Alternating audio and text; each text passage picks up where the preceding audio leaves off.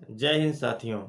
आप कोई नई दुकान शुरू किए हैं, नया बिजनेस चालू किए हैं, ग्रामीण क्षेत्र की बाज़ार में, मार्केट में या किसी शहरी क्षेत्र में आपकी दुकान नई है, आपकी दुकान पर कस्टमर नहीं आते हैं, तो कस्टमर आप कैसे बढ़ाएंगे, ग्राहक कैसे आपकी दुकान पर आएंगे, इसी विषय पर कुछ जानकारी आप सभी लोगों के साथ में शेयर करना चाहूँगा। सबसे पहली बात है, दुकान को शुरू करने से पहले ही आपको अच्छे से विचार करना है कि किस बाज़ार में, किस मार्केट में हमको दुकान करना है। जिस मार्केट में आप दुकान करना चाह रहे हैं, उस मार्केट का, उस जगह का चुनाव बहुत सोच समझ कर करना है कि इस मार्केट में हमारी जो दुकान है, इस लाइन की दुकान मैं करना चाह रहा हूँ और चल पाएगी यह दुकान कि नहीं चल पाएगी। उस मार्केट में जहाँ पर आप दुकान करना चाह रहे हैं, जिस लाइन की दुकान करना चाह रहे हैं, उसी लाइन की कोई फेमस बड़ी जो है दुकान तो नहीं है, जो कोई दुकान फेमस हो, उसके पास ज़्यादा कस्टमर आते हों, कस्टमर की भीड़ लगी रहती हो। ऐसी जगह आपको दुकान नहीं करना चाहिए, क्योंकि जो दुकान पहले से फेमस है, उनके पास कस्टमर की भीड़ लगी होती है। भीड़ को देखकर और भी ज़्यादा भीड़ इकट्ठा होती है, इसलिए उसके नज़दीक में आपको छोटी दुकान खोलना उचित नहीं रहेगा। आप ऐसी मार्केट का चुनाव करिए जहां पर कंपटीशन कम हो, भले ही मार्केट छोटी हो, लेकिन उस लाइन की दुकानें कम हो। जिस लाइन की आप दुकान करना चाह रहे हैं, उस लाइन की दुकानें कम होनी चाहिए। कोई छोटी छोटी दुकान हो तो उससे आप बड़ी दुकान आपको करना चाहिए। ठीक है, इन सब चीज़ों को आपको दुकान करने से पहले ध्यान रखना चाहिए।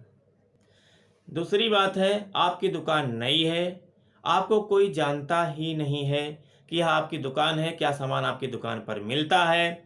उसके लिए आपको करना है कि आपको दुकान थोड़ा पहले खोलना है सुबह, और लास्ट में शाम को लेट बंद करना है। उस मार्केट में जो दुकानें खुलती हैं, उससे थोड़ा पहले खोलना है दुकान, शाम को लेट बंद करना है। और जिस दिन छुट्टी रहती हो, यदि कोई आपत्ति ना हो, तो आप छुट्टी के दिन दिन भी अपनी दुकान खुली रखिए। कोई ऐसी आपत्ति ना हो तो, रूल के खिलाफ ना हो तो आप जो है दुकान खुली रखिए। जिस दिन दुकानें सभी बंद रहें उस दिन भी। इससे कस्टमर दूसरी दुकान के भी आपकी दुकान पर कस्टमर आएंगे, उनको मालूम पड़ेगा आपके यहाँ सामान कैसा मिलता है, क्वालिटी कैसी रहती है, रिटेल प्राइस कैसा रहता है।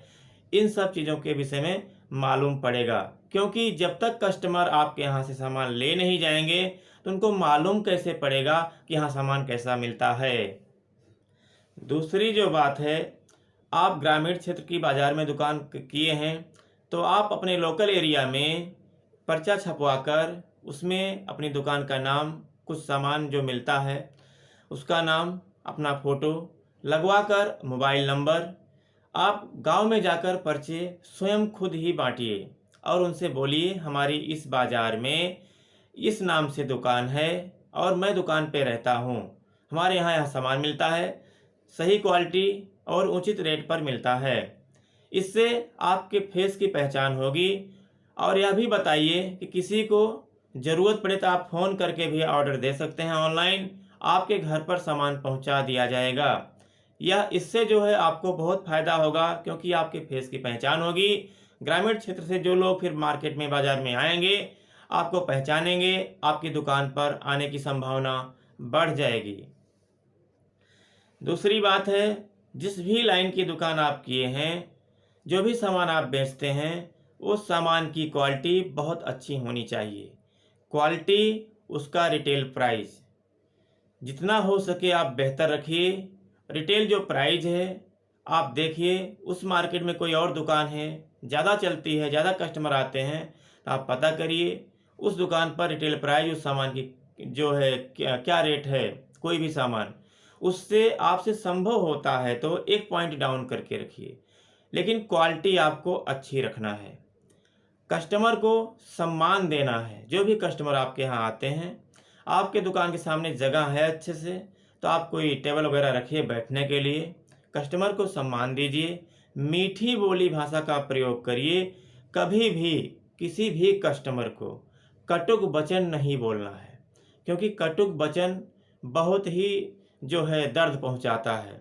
जैसे कि मधुर वचन है औषधि, कटुक वचन है तीर, श्रवण द्वार हवे संचरे, साले सकल शरीर। जो कटुक वचन होती है वह कान के रास्ते से प्रवेश करके पूरे शरीर को पीड़ा पहुंचाती है, लेकिन जो मधुर वचन है वह औषधि के समान होती है और पूरे शरीर को खुश जो है करती है और जो है प्रसन्न करती है। इस प्रकार से कभी भी किसी कस्टमर को कटुक वचन नहीं बोलना चाहिए। दूसरी बात है लेडीज का दुकान पे रहना।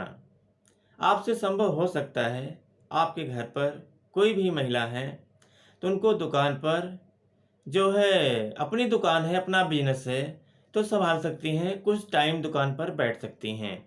अपने मान मर्यादा संस्कार के दायरे में रहकर अपनी दुकान संभालना, अपना बिजनेस संभालना, इसमें किसी प्रकार की बुराई नहीं है। इससे भी कस्टमर पर थोड़ा बहुत फर्क जरूर पड़ता है।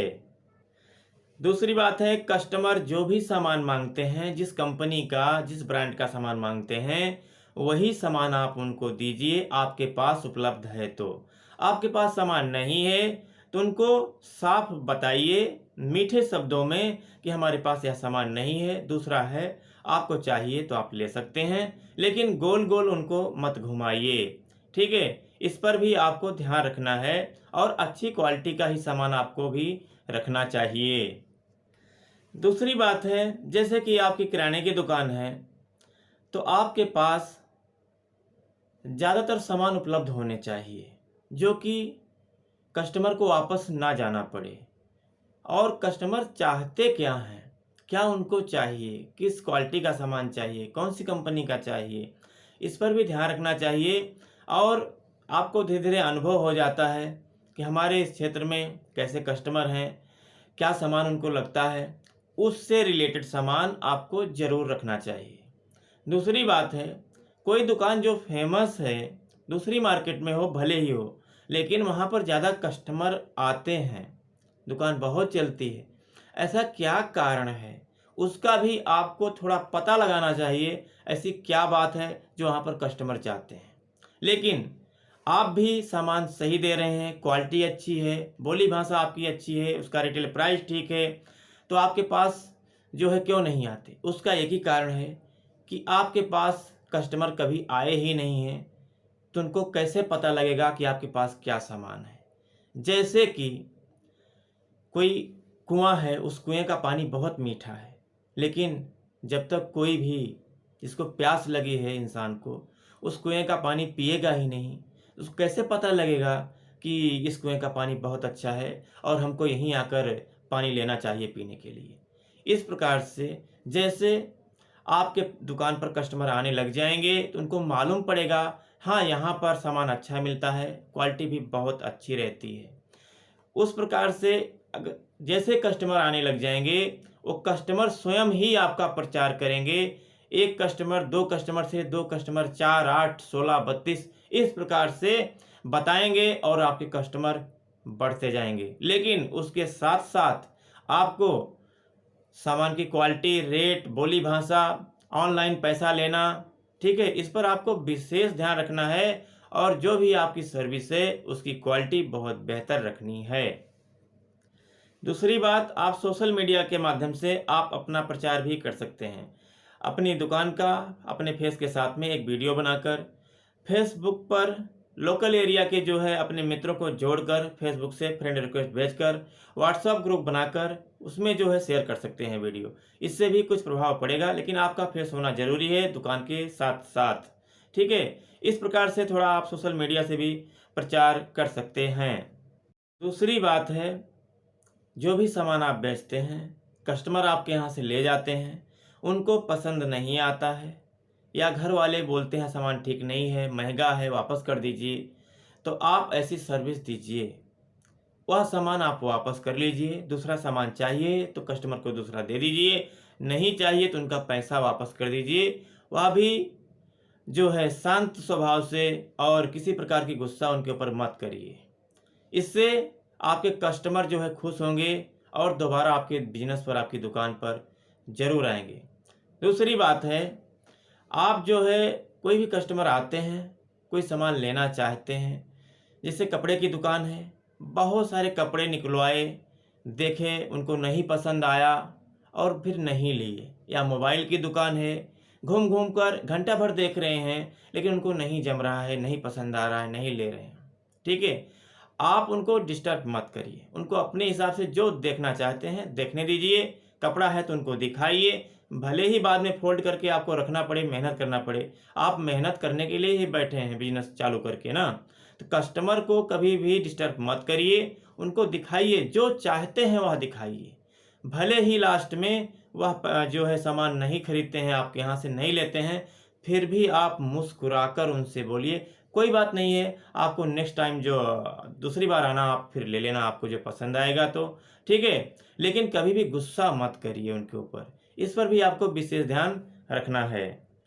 दूसरी बात है, कस्टमर अपने घर से झोला या कुछ बैग नहीं लाए हैं सामान ले जाने के लिए, तो उसकी व्यवस्था आप करिए, उनको थैली बैग जो भी है आप दीजिए उनको। ठीक है, ज़्यादा सामान लेते हैं तो उनके साधन तक, साइकिल है, बाइक है, कोई भी साधन से आए हैं, ज़्यादा सामान लिए हैं तो उस पर आप लोड करा दीजिए, रखवा दीजिए। दूसरी बात है, जो भी कस्टमर आते हैं उनसे आप जो है प्यार की बोली भाषा से ही जो है उनसे बात करिए, व्यवहार अपना अच्छे से बना के रखिए। लेकिन एक बात आपको ध्यान रखना है, इतना भी ज़्यादा व्यवहार नहीं बनाना है कि वह आपकी दुकान पर उधारी करने लग जाएं और पैसा फंसाते जाएं, फंसाते जाएं, फंसाते जाएं।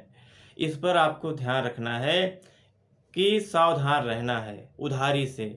ठीक है, नहीं तो आप कस्टमर बनाने के चक्कर में ज़्यादा नज़दीकी बना लेंगे कस्टमर से, और इतना व्यवहार बना लेंगे कस्टमर उधार मांगने लग जाएंगे, फिर आप मना नहीं कर पाएंगे और फिर धीरे धीरे आपकी दुकान पर बहुत इसका गलत असर पड़ेगा। इस पर भी आपको ध्यान रखना पड़ेगा। बस एक बार आपकी दुकान पर कुछ कस्टमर आने लग जाएं, सबसे मेन पॉइंट है आपकी सामान की क्वालिटी, उसका रिटेल प्राइस 1 पॉइंट डाउन, आपकी बोली भाषा, ऑनलाइन पैसे का लेना, ऑनलाइन ऑर्डर लेकर कस्टमर तक टाइम से डिलीवरी पहुंचाना। इन सब चीज़ों पर आप ध्यान रखेंगे तो कस्टमर स्वयं आपका प्रचार करेंगे, क्योंकि उनको पसंद आ जाएगा आपका सामान, आपका रेट, आपकी बोली भाषा। जब कस्टमर को पसंद आ गया तो यह चीज़ आप बनाए रखिएगा और अच्छी सर्विस दीजिए। कभी भी इसमें फेरबदल नहीं करना चाहिए आपको, और बेहतर करने के लिए आप सोचिएगा तो आपके बिजनेस पर कस्टमर बढ़ते जाएंगे, आपकी दुकान चलेगी। लेकिन इन सब चीज़ पर आपको विशेष खरा उतरना है, इस पर आपको ध्यान रखना है। कर्म करना चाहिए, अच्छा कर्म करना चाहिए, जितना हो सके। हाथ पे हाथ रखकर बैठने से कुछ नहीं होता है, बुद्धि लगाने की ज़रूरत है, मेहनत करना पड़ता है। बिजनेस में नौकरी से भी ज़्यादा मेहनत करने की ज़रूरत पड़ती है। इसलिए आप बारीकी से समझिए कि हमारी दुकान पर कस्टमर कैसे आएंगे। जितने जितने भी विकल्प हैं सबको अपनाइए आप, और अच्छे से इस पर ध्यान दीजिए। एक बार आपके बिजनेस पर कस्टमर जुड़ गए तो स्वयं ही जुड़ते जाएंगे और आपकी दुकान भी फेमस हो जाएगी। यह आप जरूर करिए। बाकी आपके कर्म के ऊपर निर्भर है, जो कर्म से बनी हुई किस्मत है ना, सब उसके ऊपर है, क्योंकि कर्म ही सबसे सर्वश्रेष्ठ है। कुछ लोगों को आप देखते होंगे कि जो है वह उनका कर्म भी ठीक ठाक नहीं है, कुछ करते भी नहीं है, लेकिन जहाँ भी हाथ लगाते हैं, चाहे बिजनेस शुरू करते हैं या नौकरी, लेकिन उनको बहुत ही जल्दी सफलता मिल जाती है। और इस जन्म में कुछ खास वो जो है नहीं किए रहते हैं, फिर भी सफलता मिल जाती है। साथियों, मैं आपको बताना चाहता हूँ, वह उनके माता पिता या उनका स्वयं का पिछले जन्म का अच्छे कर्म का फल रहता है। जो जो पुण्य होती है ना, उसका जो पलड़ा भारी रहता है, तो वह कहीं न कहीं फायदा ही पहुंचाता है। जहाँ भी हाथ लगाएंगे उनको सफलता जरूर मिलेगी। लेकिन कुछ लोग ऐसे भी आपको देखने को मिलेंगे कि बहुत ही परिश्रम करते हैं, बहुत मेहनत करते हैं, बहुत ही ईमानदारी से, बहुत अच्छे आदमी भी होते हैं, लेकिन कोई बिजनेस करते हैं तो सफलता नहीं मिलती है, कोई नौकरी करने जाते हैं तो अच्छी नौकरी नहीं मिलती है, परेशान रहते हैं। लेकिन उसका मुख्य कारण यही है कि उनके पिछले कर्मों का दंड उनको भरना पड़ता है।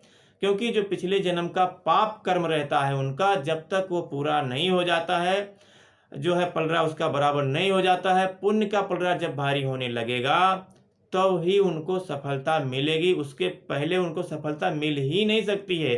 सब मिलाकर यह कर्म का चक्कर होता है। इस पर आपको ध्यान रखना है। ऐसी स्थिति है तो आप समझ लीजिए कि आपके कर्मों का यह फल है, और जब तक इसका पलड़ा, पुण्य का पलड़ा भारी नहीं होगा, तब तक आपको सफलता नहीं मिलेगी। फिर भी आपको हिम्मत नहीं हारनी चाहिए और सही कर्म करना चाहिए। जो भी विकल्प मिलते हैं उनको जरूर ट्राई करना चाहिए और कोशिश करनी चाहिए। हिम्मत कभी हारिए मत, पीछे मत हटिए, सफलता जरूर मिलेगी। आप अच्छा कर्म करते रहेंगे तो जरूर, कितना भी पाप कर्म किए हैं उसका पलड़ा जरूर हल्का हो जाएगा और पुण्य का पलड़ा आपका भारी हो जाएगा और आपको एक दिन सफलता मिल जाएगी। साथियों, बस यही छोटी सी जानकारी थी। वीडियो लंबी जरूर हो गई और वीडियो को विराम देता हूँ। अच्छी लगी हो वीडियो तो लाइक करिए। नमस्कार साथियों, जय हिंद।